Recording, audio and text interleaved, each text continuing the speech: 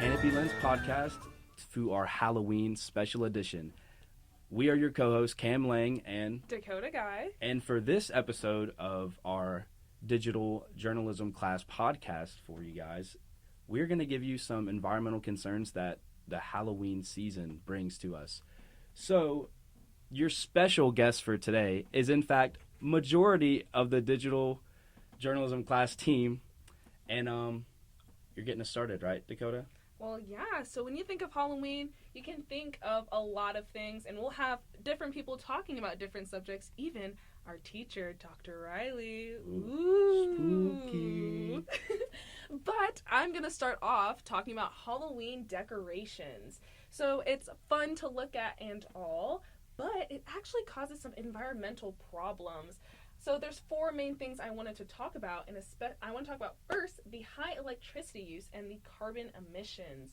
So the sustainable energy consumption during Halloween consumes billions of kilowatt hours of electricity in the U.S. So that just means that there's just a lot of gas emissions, and there's just a big carbon footprint when electricity is used, and this is all sourced back to fossil fuels and leads back to significant greenhouse gas emissions. And also when it comes to electricity, we use animatronics, the ones you see at Spirit Halloween, like screaming at us and jumping at little kids. So animatronics add to the load with motors and lights and sound, so that adds power and draws like static and all the things. And yeah, another thing I wanted to talk about was light pollution, especially because this contributes to sky glow, and its outdoor decorative lighting is a major contributor to artificial light, which brightens the night sky and wastes energy, and it also can harm wildlife. Artificial light can disrupt the behaviors of nocturnal animals, including migration, feeding, and reproductions. We can also see this especially in turtles when they're trying to get home, and they can't because there's lights everywhere.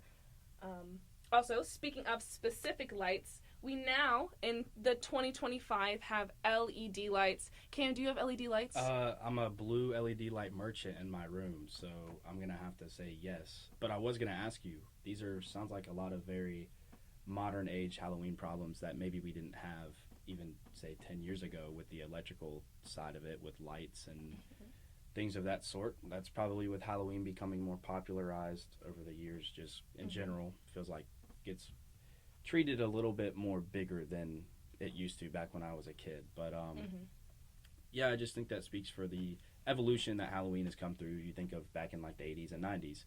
You got your sack and you go around and you get candy from the front door, and the only light there is the porch light. But now you have people that go all out. They have like Christmas type of decorations with the inflatables and lights hanging down, fog machines. It's interesting to see that the environmental concerns probably get a little bit worse as time goes on. But maybe even a little bit better we might find out with some solutions and things they're doing nowadays to help with the environment. But Well, actually, we have now LED lights, which you think are helpful because they consume less energy, but they actually are hurting your eyes a lot more because they're brighter.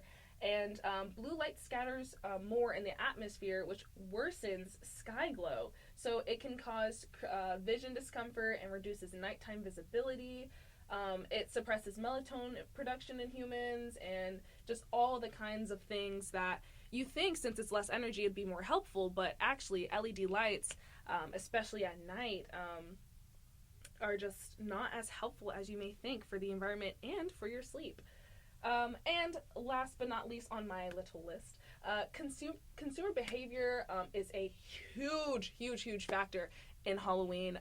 This is when one night you can have all the things, the costumes, the decorations. This is when it's all being used for. So this ties into how many decorations. I mean, people go out and buy hundreds and hundreds of dollars of animatronics and blow-ups and lights just for one night. And so just buying all those things and throwing it away after just creates so much waste, which we will hear about later on with some other information from some individuals joining us today. But that's me and the light waste and the animatronic waste. Next up, we can talk about. We can talk about maybe some natural waste that comes with Halloween. And we now will welcome the great Jeff, Dr. Riley. Give a round of applause. Round of applause. How's it Hi, going, friends. Dr. Riley? It's pretty great. I love Halloween. We're getting close to Halloween. I love it. So we hear that you have some waste information for us that affects the environment that some people may not even think that that's something you have to worry about with the environment. So would you like to share with us? I do. I have a soapbox that I get on every Halloween, and I'm going to continue to get onto it with this this outlet you have here, this wonderful podcast. And it has to do with birds. I love birds. I guess you could call me a bird watcher, but I don't like go out, and I more feed them in the backyard and look at them there and film them. But it's the use of those fiberfill outdoor spiderweb decorations. The kind it's like the stuff that gets ripped out of a pillow or your couch. And you classically, you get that stuff and you stretch it out over the shrubs in front of your house, or you drape it along the tree branches and the little tree in your front yard. You put it on the little part of your banisters on your front porch. And it looks like cobwebs and spiderwebs. And ooh, it's all spooky. Isn't that great? Lovely ambiance. The problem, though, is that it impacts birds. So if you were to look at any given songbird's feet, you would see they got these long little skinny toes with these long little skinny talons that stick out the end of them that are evolved to grip onto tree branches and to sort of wrap around them and hold them still in a particular way. The problem is if they land on fiberfill fake cotton that people use for spiderwebs, their little feet toes get kind of buried into the fiberfill. And then they go, crap, I can't get out of here. So they go to flap and pull themselves away, but it gets all tangled up in their feet and they end up wrapped from the feet, essentially. I think some people get an idea when they're told, hey, don't use this stuff, that it's like they're going to fly into it and get caught. It's not really that. It's that they land on it and then they get their feet all tangled up. There's a really good picture if you're listening to this. Just Google like Halloween decoration cobwebs and owl. A whole ass owl got stuck in one. And last year, and it's alive. They rehabbed it, but you can see it hanging upside down by its feet, and it's got this face of like, come on. The nice thing, though, let's say you really do like these spiderweb decorations. There's an easy solution that'll keep the birds happy, and will help your house look very nice and spooky, which is to go to the grocery store and get something, and don't laugh, get something called beef net. Beef netting is if you go to a grocery store and you've ever seen a ham or a whole big of beef pot roast or something like that, and it'll have this sort of twine netting around it. That stuff, you can take that, drape that, and pull that around your front yard, rip holes in it to make the spiderweb effect, and it'll look great. And the twine on it is tied so tight that birds can take off and land on it without any sort of problem. There's no issues at all there. So it's a cheap alternative, and I wouldn't even tell you this if it wasn't, one, available. So I checked and made sure you could right now in Statesboro order some from both Walmart or Publix, depending on what you like. And also, this is an auditory medium, so I just got to show you this picture and see if you agree. But this is beef netting spiderwebs. I wouldn't call that bad, right? No, that's a plenty good decoration. It really looks like it almost looks exactly like the very harmful bird attacking bird. What is the word I'm thinking of? Bird trapping. Bird trapping. Bird capturing. So it reads just like spiderwebs would, except the birds can land on it and take off just fine. It's the very cheap and easy to find. So if you're gonna make spiderwebs outside, use that.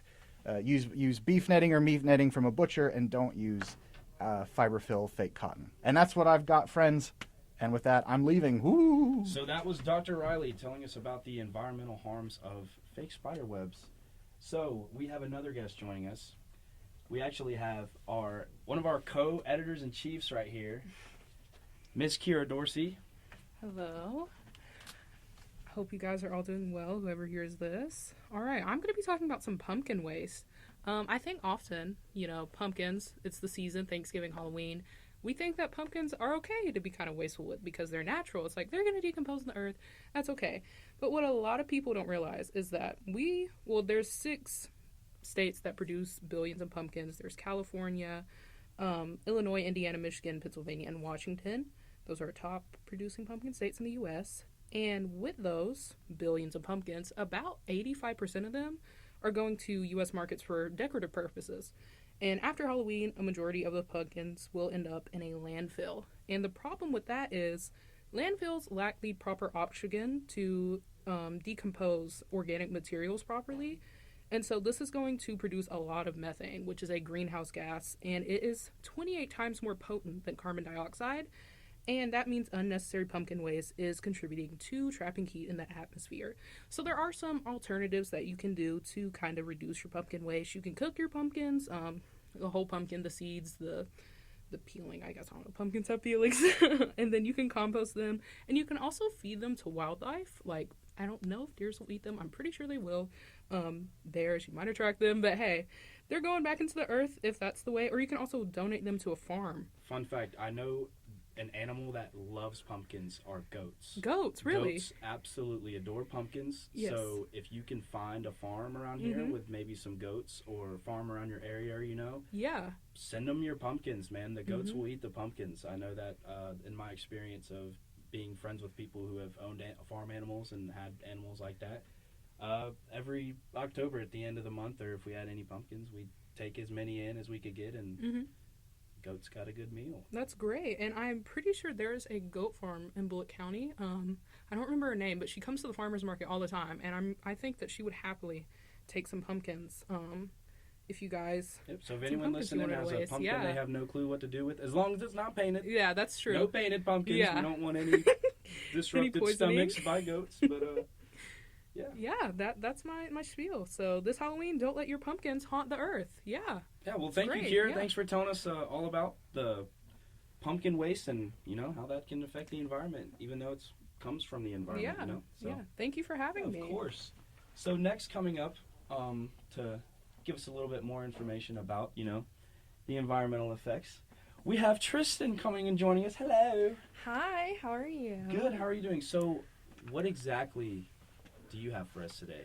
I want to talk about the costumes, which is arguably probably the biggest thing about Halloween. I mean, I remember dressing up starting as a newborn, which has continued for now 20 years. But what I didn't realize before this is that nearly 35 million costumes are thrown out every year just in the U.S. alone, which, if you don't know, a lot of the costumes are made with plastics, which inevitably ends back up into our landfills, which in turn puts a lot of chemicals into our ground. So that's obviously not good.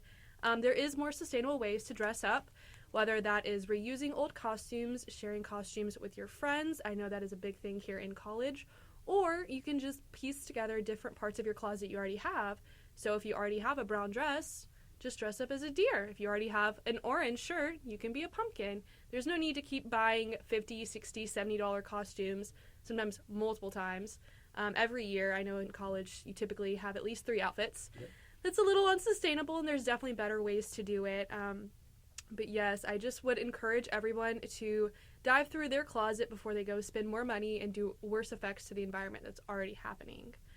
Again, a lot of things end up in the landfill, which is not good. It's not good at all. And we're actually about to segue right into that with some of the landfill issues that we have.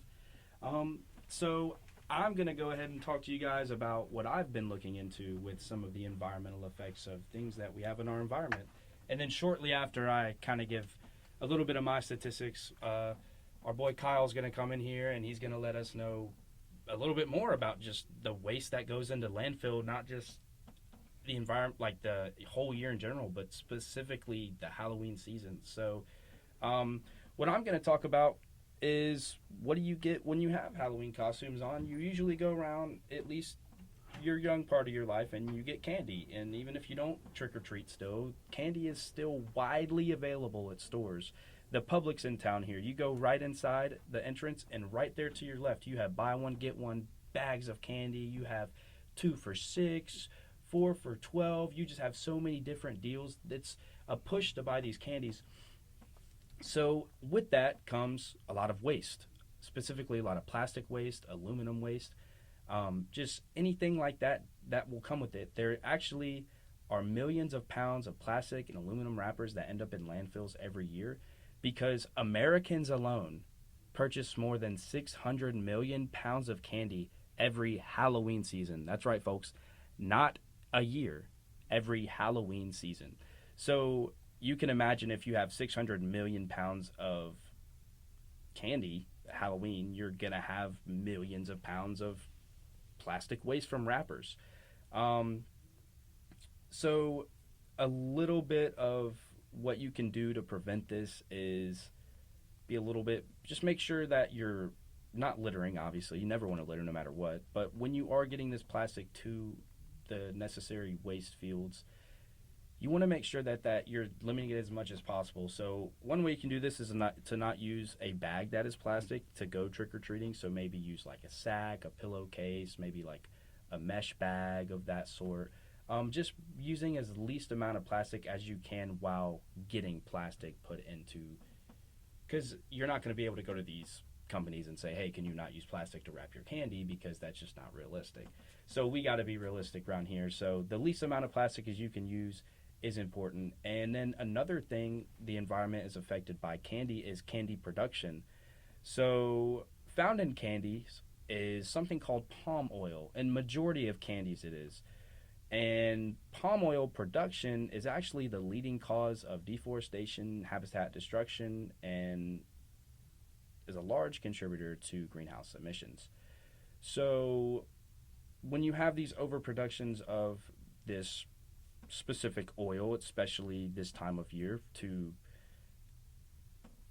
balance out how much candy you need for Halloween, it can be very bad to have all those trees getting cut down. And a lot of the places that are doing these practices of getting this oil know that the way they're getting it maybe not be the most ethically responsible, and that's getting into even more things like child labor stuff, but we're not going to worry about that, especially with the cocoa beans. But yeah, many of the world's leading chocolate producers rely on unsustainable farming practices, and that all contributes to deforestation. So there's not much that you can do as a consumer other than to be responsible with how you get rid of your waste, but that is going to be more of a company issue. But they make millions of dollars, so they try their best.